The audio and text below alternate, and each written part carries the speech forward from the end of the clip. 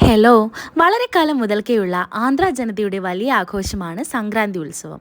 അപ്പോൾ ഞങ്ങളുടെ സ്കൂളിലെ സംക്രാന്തി സെലിബ്രേഷൻ്റെ കുറച്ച് ഭാഗങ്ങൾ ഞാൻ കാണിച്ചു തരാം കേട്ടോ.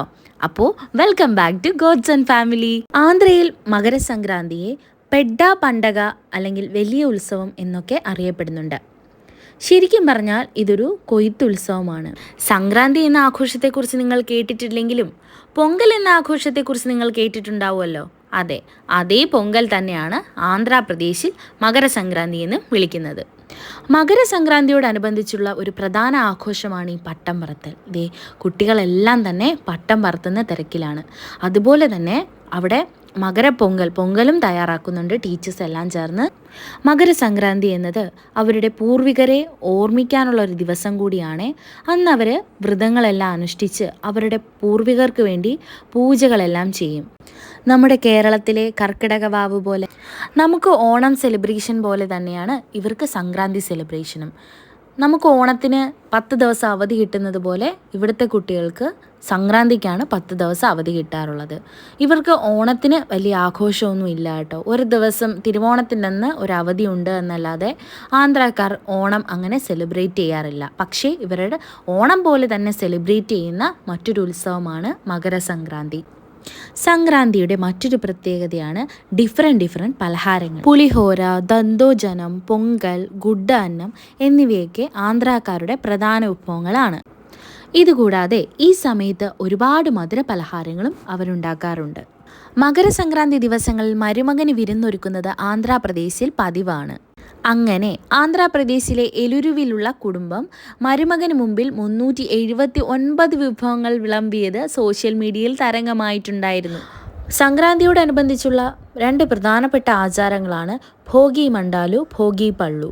ഭോഗി മണ്ടാലു എന്ന് വെച്ചാൽ പഴയ വസ്തുക്കളെല്ലാം ഉപേക്ഷിക്കുന്ന സാധനങ്ങളെല്ലാം നമ്മൾ തീയിലിട്ട് കത്തിച്ച് കളയുക, അതാണ്.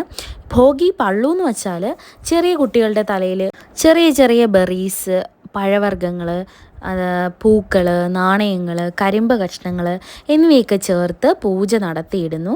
ഇതെന്തിനാന്ന് വെച്ചാൽ കുട്ടികളെ ദുഷ്ടശക്തികളിൽ നിന്ന് അല്ലെങ്കിൽ ഈ വിളയിൽ നിന്നൊക്കെ സംരക്ഷിക്കുമെന്നും ഐശ്വര്യം നൽകുമെന്നൊക്കെ വിശ്വസിക്കുന്നുണ്ട്. അതാണ് നമ്മുടെ മാമും സാറും കൂടെ ഇപ്പം നടത്തിക്കൊണ്ടിരിക്കുന്നത്. ഇത് ഭോഗി പള്ളു എന്നാണ് ഇതിനെ പറയുന്നത്. ഇവിടുത്തെ മറ്റൊരു പ്രത്യേകതയാണ് ഗൊബ്ബെമ്മലു അല്ലെങ്കിൽ രംഗോലി. വീടിന് മുന്നിൽ അരിമാവ് കൊണ്ട് കോലങ്ങൾ വരച്ച് അതിൻ്റെ മധ്യത്തിൽ ചാണകം കൊണ്ട് ചെറിയ കൂമ്പാരങ്ങളെല്ലാം ഉണ്ടാക്കി പൂജിക്കുന്നു. ഇതിൽ മഞ്ഞൾ, കുങ്കുമം, പൂക്കൾ എന്നിവയെല്ലാം അർപ്പിക്കുന്ന പൂജകളും ഇവർ ചെയ്യാറുണ്ട്. ഇനി എന്നെ ഏറ്റവും അതിശയിപ്പിച്ച ഒരു ആചാരമാണ് ഭോഗി മണ്ഡലു.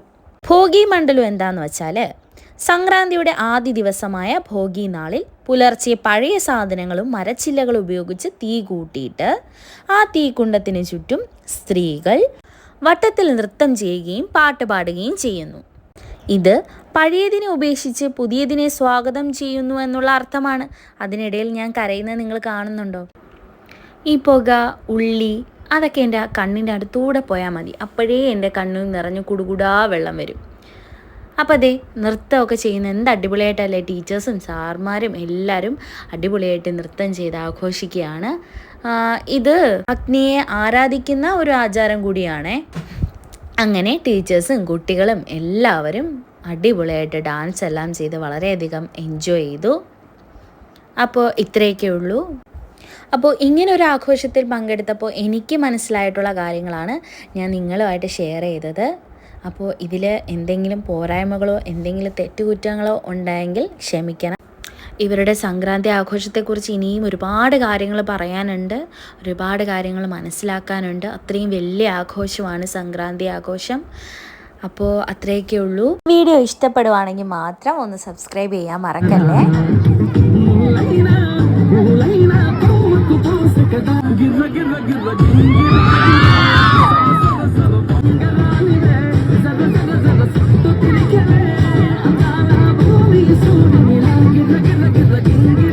അവസാനം ഞങ്ങൾക്കിതേ ചൂട് ജിലേബിയൊക്കെ കിട്ടിയിട്ടുണ്ട്.